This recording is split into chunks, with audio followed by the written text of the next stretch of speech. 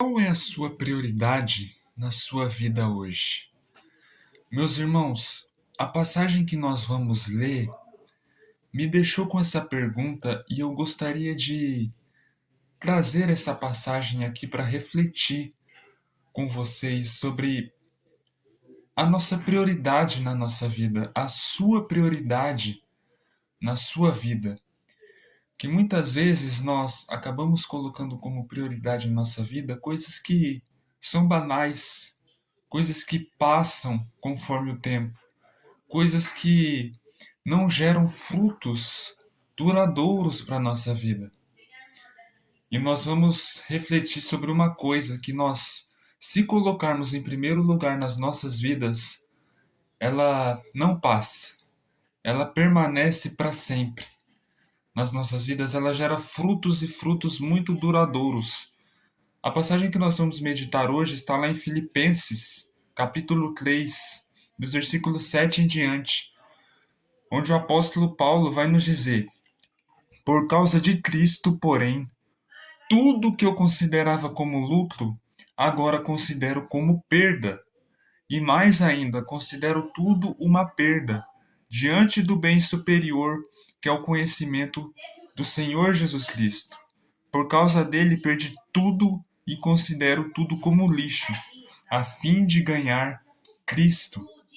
Meus irmãos, o apóstolo Paulo, antes de se tornar o maior apóstolo de todos os tempos, ele simplesmente era um religioso que perseguia os cristãos verdadeiros. Perseguia cristãos verdadeiros, inclusive ele matou Estevão, que era um cristão verdadeiro. Mas depois que ele teve um encontro com Cristo, e ele se converteu, ele conheceu o que era o verdadeiro evangelho, livre de religiosidade, livre de dogmas religiosos, e ele entendeu que o evangelho é baseado no amor, ele se converteu verdadeiramente. Todos os dogmas religiosos para ele ficaram para trás, e ele passou a priorizar Cristo na vida dele. E a grande lição que essa passagem nos ensina é que quando nós colocamos coisas deste mundo em primeiro lugar, dinheiro, posses, relacionamento, bens materiais, carro, família, pessoas, entre outras coisas, nada disso nos satisfará. Porque essas coisas, meus irmãos, elas são passageiras. Elas têm um prazo de validade, mas não duram para sempre. As pessoas em especial, elas podem nos amar em um determinado dia, mas no outro dia podem simplesmente mudar o seu relacionamento para conosco. Mas a prioridade número um das nossas vidas, e quando colocamos ela como número um em nossas vidas, é Jesus. Quando colocamos Jesus como prioridade em nossas vidas, tudo nos satisfaz. Jesus, ele nos satisfaz por inteiro. Porque a presença dele, e quando nós nos contemplamos com teu amor por nós, com o amor dele por nós, isso nos satisfaz de uma forma tão imensa que nada neste mundo poderá nos satisfazer, pois a presença de Jesus em nossas vidas, ela é duradoura, ela é incondicional.